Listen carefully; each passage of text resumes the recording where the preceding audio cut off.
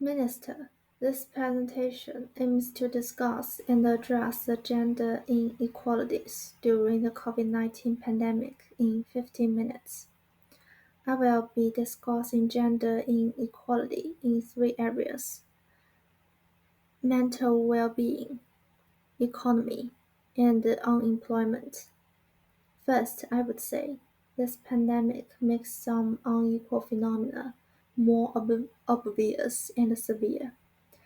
The worldwide COVID-19 pandemic halted the progress toward gender equality and instead made things worse in a variety of areas, from gender divisions of labor to economic stability.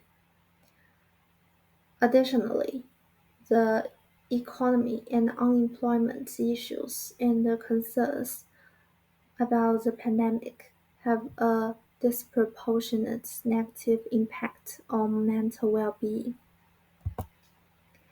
In the labor market, women are 24% more likely to permanently lose their job than men because of the COVID-19 outbreak. Especially young women's employment has been particularly damaged by the pandemic economic effects. Since the pandemic, an estimated 1.5 million young women have lost their jobs in October 2020.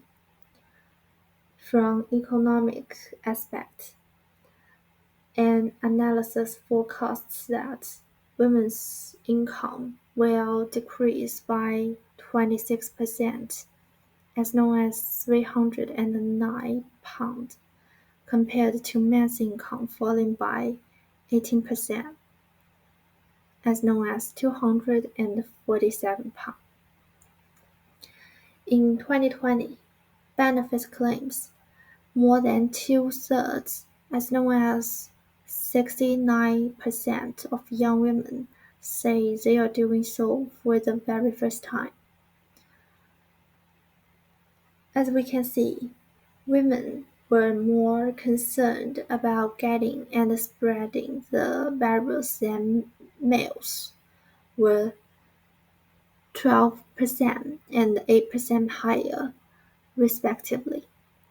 Since the pandemic began, there has been a dramatic decline in psychological well-being across the world, with women, young people, individuals with disabilities, and those who are struggling financially being the most severely affected. Please see Figure 1, Mental Well-being Before and During the Pandemic. We can find that women's mental well-being declined twice as much as men's after the pandemic. In this page, I'm going to explain the reasons for the impacts of gender inequalities in these three areas. The COVID-19 outbreak has resulted in substantial negative social and economic consequences for populations across the world. Like many East Asian and European countries, the UK introduced some lockdown measures, such as the closing of schools, enforcing social distancing, and requesting employees to work from home. All these measures aims to slow down the outbreak. Therefore, as schools closed, children were forced to stay at home, which required their parents or other guardians to look after them. This action caused the women more likely to be forced to be furloughed during the pandemic time, and parents were twice as likely to be furloughed as workers without children. Moreover, mothers are always playing a key role and spend more time taking care of children than fathers. Between earlier 2020 and June 2020, women had increased childcare and housework more than men. In Figure 2, we can see that women have more housework and care work than men, but men have more paid work. In traditional views, women should take on the role of caregiver in the home. Traditional gender stereotypes may resurface as a result of the lockdown, which might have long-term detrimental effects on women's performance and access to the employment. Women's ability to work is severely hampered by having to raise children on their own. This is why there is gender inequality in unemployment, and the responsibilities and the stress of childcare and caring for the family can be also harmful to their mental health. See Figure 3. Women's incomes were lower than men's both before and after lockdown. Therefore, more women chose to claim benefits. Industries where women are overrepresented, such as hospitality, retail, and care employment, were disproportionately affected by the pandemic. Plenty of businesses in these industries experienced closure, shortened hours, or job losses, which increased the number of jobless women and decreased their income. In the UK, there are some policies respond to these situations.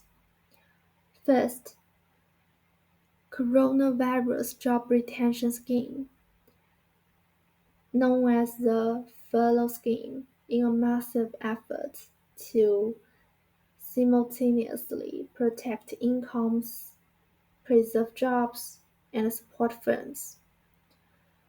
With the support of this scheme, employees are able to maintain their job security throughout this lockdown. A furlough scheme is justified by the idea that the Covid-19 economic shutdown is a one-time, transient occurrence.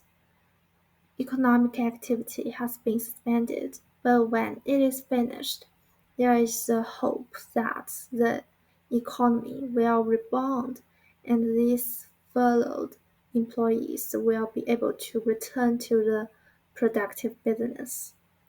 However, such a beneficial scheme also encourages beneficiaries to apply for benefits rather than adapting their operations to the economy's fast changes. Data has shown that there appears to be an underlying relationship between gender and the impact of COVID-19 on mental health and well-being. Women reported worse symptoms and a larger deterioration in mental health after the onset of the pandemic than men. Therefore, there is another strategy for helping women's health.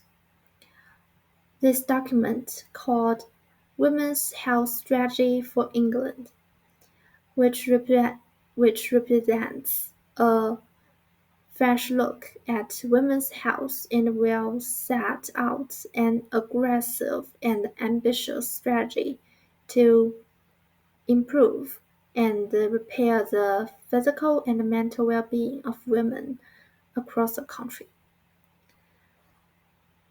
Adjustments to universal credits are also necessary and essential during the pandemic. During the COVID-19 pandemic, the maximum amount that claimants might get to help with housing expenses was increased. The minimum income floor was suspended, and the basic universal credit award was boosted by £20 per week. Universal credit provides much needed financial support to individuals and families facing loss of incomes or unemployment as a result of the pandemic. The flexibility of universal credit is also one strengths, allowing individuals to continue using universal credit while working part-time or with reduced working hours on the furlough scheme.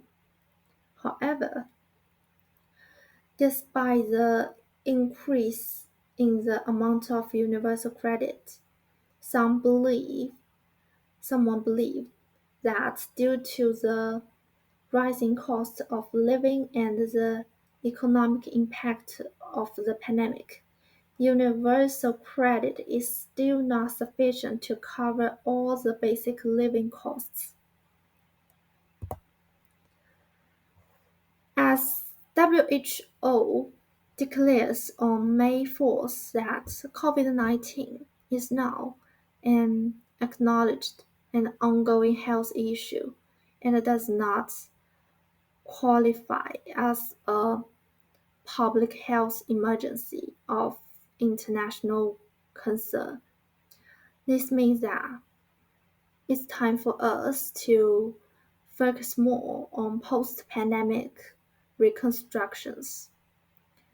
As this presentation focuses on gender equality, so I suggest that the government should provide supportive policies targeted at women, including but not limited to giving employed women employment guidance and providing training services to enhance their skills and increase their employment opportunities.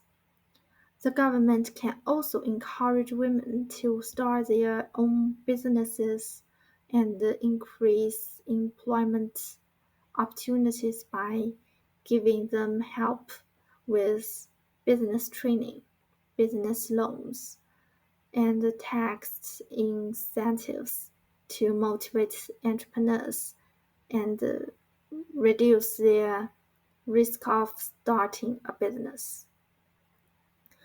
In addition, targeted psychological counseling and psychotherapy could be provided to women to help them alleviate the psychological problems caused by the pandemic.